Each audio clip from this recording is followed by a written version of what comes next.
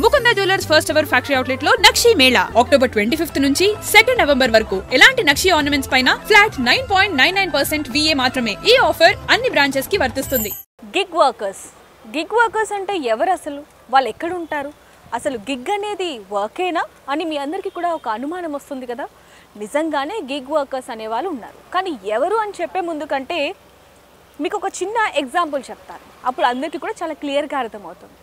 మనకి ఏదైనా ఇంట్లో నుంచి కావాలి అంటే వెంటనే ఏదైనా ఫుడ్ అయినా సరే, లేకపోతే ఏదైనా ఇంట్లో గ్రాసరీస్ అయినా సరే వెంటనే ఆర్డర్ చేస్తాం. అలాగే వర్షాకాలమైన, ఎండాకాలమైన ఏదైనా ఎమర్జెన్సీ ఉన్నా, అర్జెంట్ ఉన్నా వెంటనే ఓలా కానీ లేకపోతే ర్యాపిడో కానీ బుక్ చేసేస్తాం కదా. మరి ఇన్స్టెంట్గా వాళ్ళు వస్తున్నారు అంటే ఎవరు వాళ్ళు? వాళ్ళే గిగ్ వర్కర్స్ అన్నమాట. Zomato, Swiggy, Rapido, Uber and అలాగే జిప్టో వీళ్ళందరూ కూడా గిగ్ వర్కర్స్ కింద వస్తారు. అది ఆటోలు కావచ్చు, లేకపోతే 2 వీలర్స్ కావచ్చు. అయితే వీళ్ళు నిరంతరం కూడా ఎంత శ్రమిస్తున్నారు అనేది మనం చూస్తూ ఉన్నాం. అది ఎండాకాలమైన, వర్షాకాలమైనా సరే చాలామంది కూడా మనం రోడ్డు మీద వెళ్ళేటప్పుడు చాలామందిని ఇలాంటి వాళ్ళని చూస్తూ ఉంటాం. అయితే దీంట్లో కనుక చూసుకుంటే అసలు గిగ్ వర్కింగ్ వాళ్ళ విషయానికి కనుక వస్తే 48 గంటలు కూడా చాలామంది వర్క్ చేస్తున్న వాళ్ళల్లో 18 అంటే ఇంటర్మీడియట్ అయిపోయిన వాళ్ళు పార్ట్ టైమ్గా చేస్తున్న వాళ్ళే ఎక్కువగా ఉన్నారని చెప్పొచ్చు. అంటే ఫుల్ టైమ్గా చేస్తున్న వాళ్ళు కూడా అనేకంగానే ఉన్నారు. కానీ గిగ్ వర్క్ అనేది చాలామంది పార్ట్ టైమ్గా చేసుకుంటున్నారు. ఇంట్లో ఆర్థిక పరిస్థితి బాగోలేకను, లేకపోతే అధికంగా సంపాదించాలను, లేకపోతే వాళ్ళ కాళ్ళ మీద వాళ్ళు డబ్బు సంపాదించాలని యువత ఎక్కువగా ఈ పార్ట్ టైం జాబ్స్లో ముఖ్యంగా ఈ గిగ్ వర్క్స్ని ఎంచుకుంటున్నారని చెప్పచ్చు. మరి ఇందులో కనుక చూసుకుంటే దాదాపుగా 63.84% ఆదాయం వచ్చేంత వరకు కూడా 48 గంటలు కూడా యువత ఎక్కువగా శ్రమిస్తున్నారని చెప్పచ్చు. ఒకవైపు నుంచి చూసుకుంటే చాలామంది ఇతర రాష్ట్రాల నుంచి హైదరాబాద్కి వచ్చి ఇక్కడ వాళ్ళకి డబ్బు సరిపోక, అంటే తల్లిదండ్రులు ఇచ్చిన డబ్బు సరిపోక వాళ్ళు ఇలా పార్ట్ టైం జాబ్స్ చేస్తున్న వాళ్ళు అనేకంగా ఉన్నారు. మనం కూడా ఎప్పుడో ఒకప్పుడు ఇంట్లో ఉండి ఫుడ్ ఆర్డర్ పెట్టుకోవడము, లేకపోతే బయటికి వెళ్ళాలి అత్యవసర పరిస్థితుల్లో మనకి ఏ ఆప్షన్ లేక ర్యాపిడో, ఊబర్, ఓలా ఇలా బుక్ చేసుకున్న సందర్భాలు కూడా అనేకంగా ఉంటూ ఉంటాయి. మరి వాళ్ళకి ఇన్సూరెన్స్ ఉందా? మరి ఈ గిగ్ వర్కర్స్కి ఏమైనా వెనకాల నుంచి ఆదాయం వస్తుందా? వెనకాల నుంచి ఏదైనా ఇన్సూరెన్స్ ఉందా? స్కీమ్స్ ఏమైనా ఉన్నాయా అంటే ఉన్నాయనే చెప్పచ్చు. చాలా మటుకు కూడా ఏవైతే ఇప్పుడు వాళ్ళు కంపెనీస్లో వర్క్ చేస్తున్నారో వాళ్ళ దగ్గర నుంచి ఇన్సూరెన్స్ అనేది వాళ్ళకు ఉంది. అంటే వీళ్ళు ఎక్కువగా 2 వీలర్ మీద వెళ్తూ ఉంటారు కాబట్టి అది నైట్ అయినా, పొద్దున్నైనా, ఏ అత్యవసర పరిస్థితుల్లో అయినా సరే మనం కూడా చాలా మటుకు చూసుకుంటే ఏదైనా ఆర్డర్ చేసినప్పుడు అది ఫుడ్ కావచ్చు, లేకపోతే ఏదైనా గ్రాసరీస్ కావచ్చు, వెజిటబుల్స్తో సహా మనం ఆర్డర్ చేస్తూ ఉంటాం. అది వచ్చినప్పుడు లేట్ అయ్యింది అంటే కనుక మనం వాళ్ళ మీద అరిచేస్తూ ఉంటాం. ఎందుకు లేట్ అయ్యింది అని చెప్పి కోప్పడతాం. ఒక్కొక్కసారి వాళ్ళకి ఇవ్వాల్సిన డబ్బు కూడా ఇవ్వకుండా ఇబ్బంది పెడుతూ ఉంటాం. వాటికి సంబంధించి అనేక వీడియోస్ని కూడా మనం ఇన్స్టాలో చూడటం జరిగింది. అయితే వీటన్నిటికీ సంబంధించి మరి వాళ్ళని ఇంత ఇబ్బంది పెడుతున్నారు కదా, మరి వీళ్ళకి ఏమైనా ప్రాపర్గా ఏదైనా ఇష్యూ అయితే చూసుకునే వాళ్ళు ఉన్నారా అంటే ఉన్నారనే చెప్పచ్చు. దీనికి సంబంధించి గవర్నమెంట్ కూడా వీళ్ళకి ఒక సపోర్టివ్గా నిలబడుతుందని చెప్పొచ్చు. అదే ఆరోగ్య బీమా. స్పీడ్గా వెళ్ళడానికి రీజన్స్ కూడా ఉన్నాయని చెప్పొచ్చు. అలా అనేక సందర్భాల్లో మనం వాళ్ళు తిట్టుకున్నప్పటికీ కూడా వాళ్ళు ఎంత స్పీడ్గా వెళ్తేనే వాళ్ళు ఆ ఆర్డర్ని చేరుకుంటారు, దానికి సంబంధించి డబ్బుల్ని కూడా తీసుకుంటారని చెప్పొచ్చు.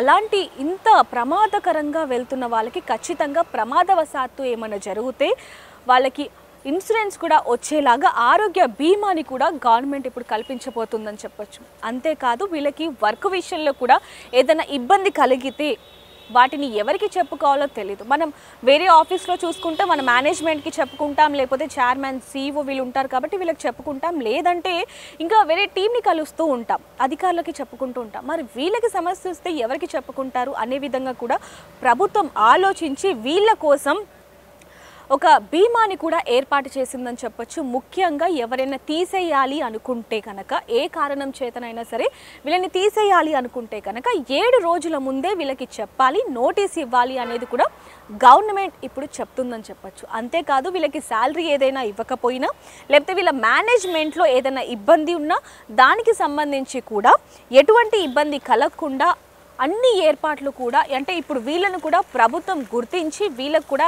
హెల్త్ ఇన్సూరెన్స్ స్కీములు, అలాగే బీమాలు అన్నీ కూడా పెట్టడం జరిగింది. ఇదైతే వీళ్ళ గిగ్ వర్కర్స్ అందరికీ కూడా ఒక మంచి గుడ్ న్యూస్ అనే చెప్పచ్చు.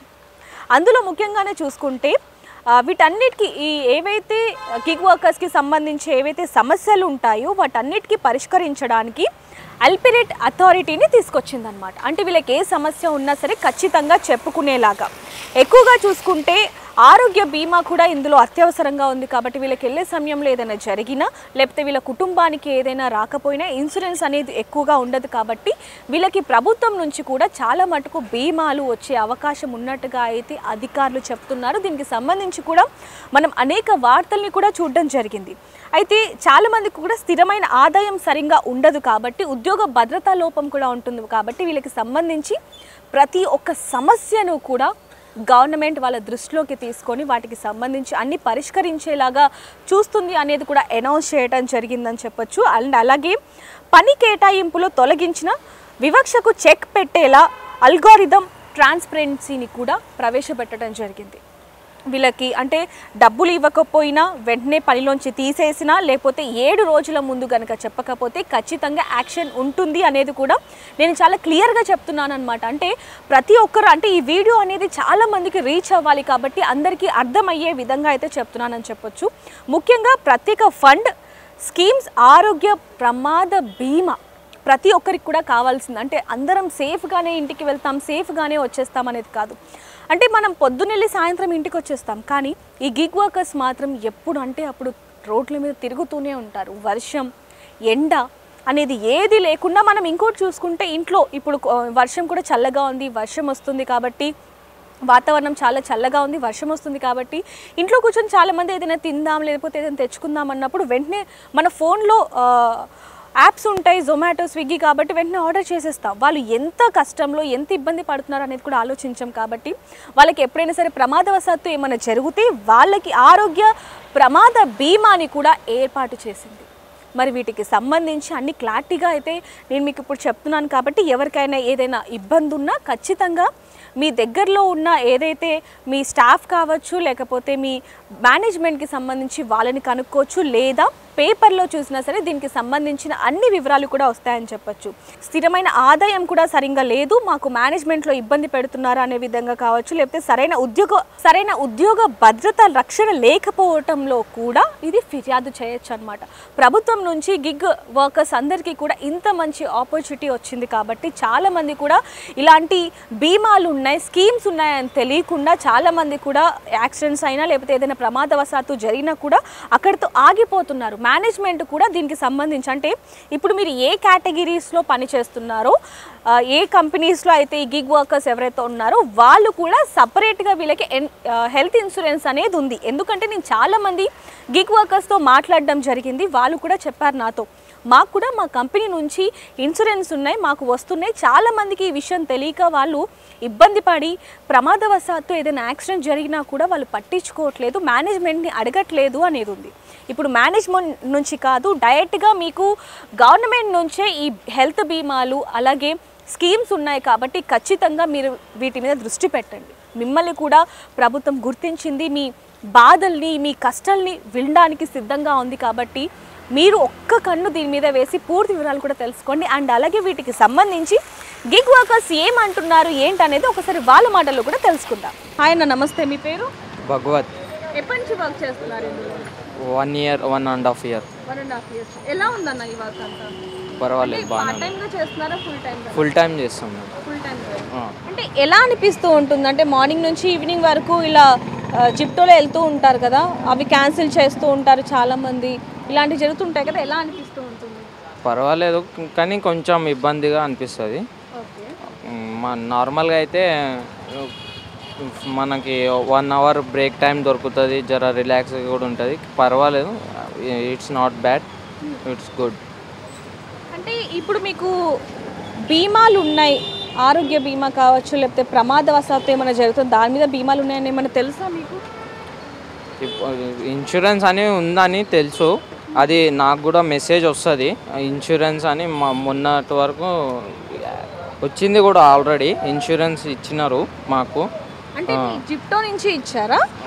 మాకు జెప్టో నుంచి ఇన్సూరెన్స్ కూడా ఇచ్చినారు. బై మిస్టేక్ ఏమైనా యాక్సిడెంట్ అయితే అది కూడా క్లెయిమ్ చేసుకోవచ్చు మేము. అంటే ఇది ఫుల్ టైం చేసే వాళ్ళకు ఉందా అన్న? అంటే ఫుల్ టైం చేసే వాళ్ళకు ఉంది కదా, మరి పార్ట్ టైం చేసే వాళ్ళకు కూడా ఉందా? అది అది అంత ఐడియా తెలియదు.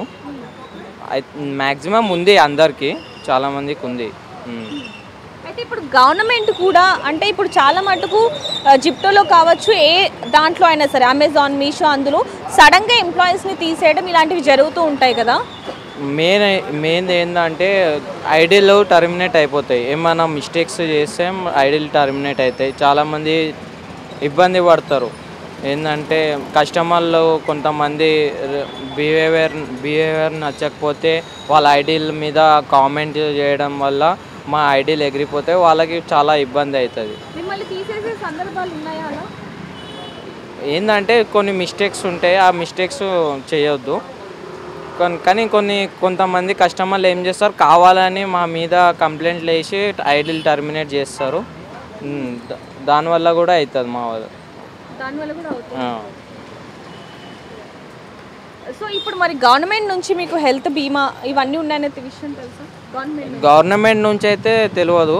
గవర్నమెంట్ నుంచి అయితే మాకు లేదా అనిపిస్తుంది. ఎందుకంటే ఇప్పుడు వరకు ఏం రాలే అంత నోటీస్ ఏం.